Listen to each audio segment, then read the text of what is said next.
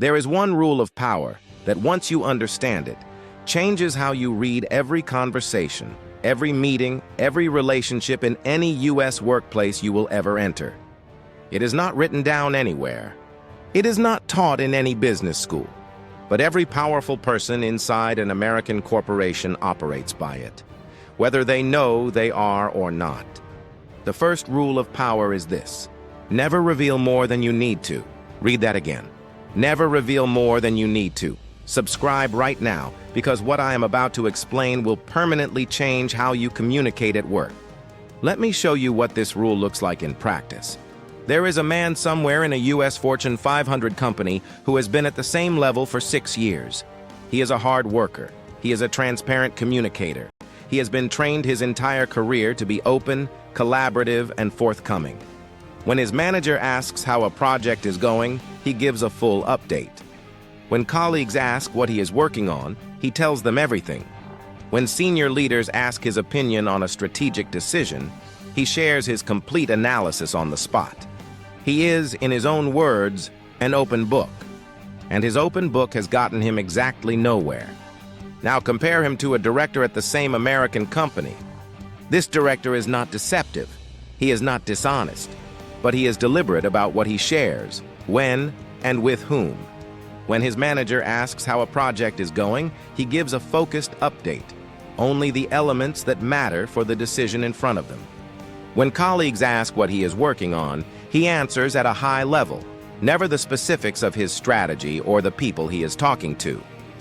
When senior leaders ask his opinion on a strategic decision, he says, "Let me think about that and come back to you tomorrow." Even when he already knows what he thinks. In the same 6 years, he has been promoted 4 times. The difference between these two men is not work ethic. The difference is information discipline. Here is why the first rule of power matters so much in U.S. corporate environments. Information is the raw material of influence. In every American workplace, there is a constant exchange of information.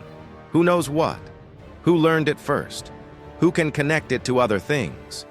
The person who controls when and how information moves controls outcomes. The person who reveals everything is giving away the only resource that creates leverage. Think about what happens when you tell a colleague everything you are working on. You think you are being collaborative, but that colleague now knows your full strategy, your timeline, your problems, your relationships. They can position around you. They can mention your work to senior leaders in a way that benefits them. They can apply your insights to their own projects. You are not benefiting from sharing. They are. Drop the word rule in the comments right now if you have ever been the open book in your office and watched less open people advance past you. I want to know how many people have lost ground by giving away too much information. Now here is where this gets more important. The first rule of power is not about secrecy. It is about strategic disclosure. Strategic disclosure means 3 specific things. 1. You reveal information that benefits you when shared and protect information that costs you when shared. If a senior leader needs to know about a successful project to recognize your contribution, you tell them.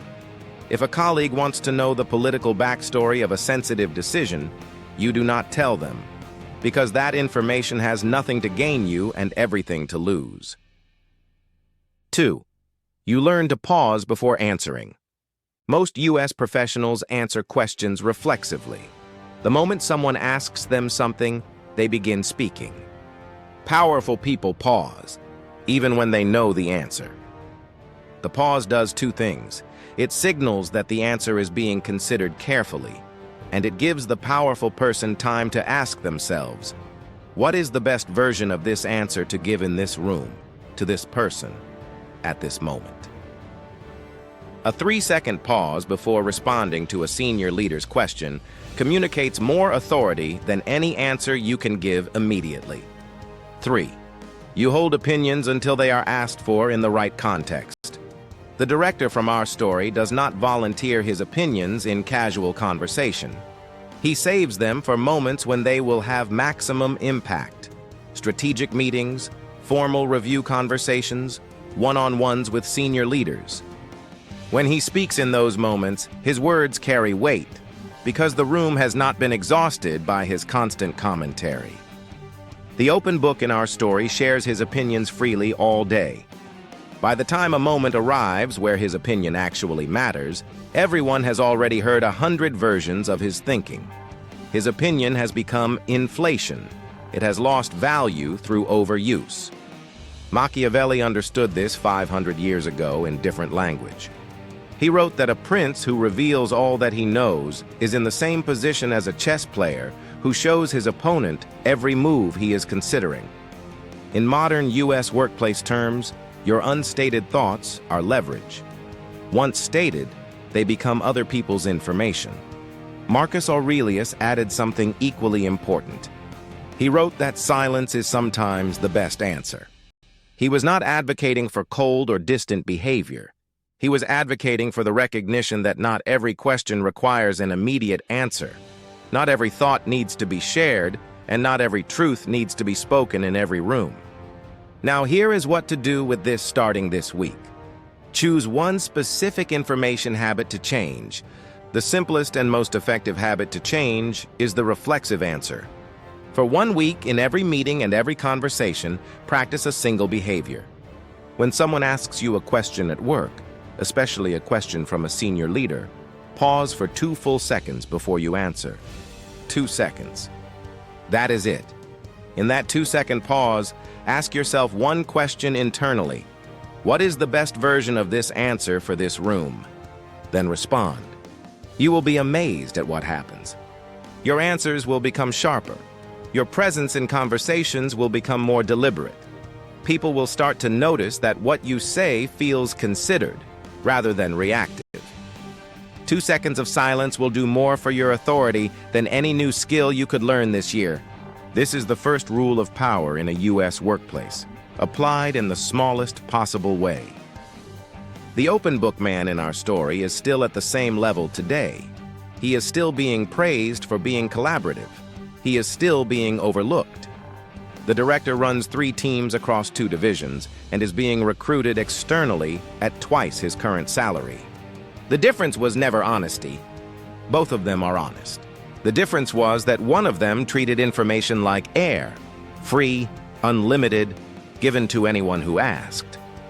The other treated information like currency, valuable, finite, spent only when the return justified the cost. In U.S. workplaces, information is currency. Spend it wisely. Like this video if it changed how you think about everything you have ever said in a meeting. Share it with someone who is the most transparent person in their office and cannot understand why they are not advancing. They need to hear this. And subscribe. Because in the next video, we go into one of the most counterintuitive truths in this entire series. Why speaking too much in a U.S. workplace actually reduces your value. And how the most influential people in any American organization are almost always the quietest people in the room. Do not miss it.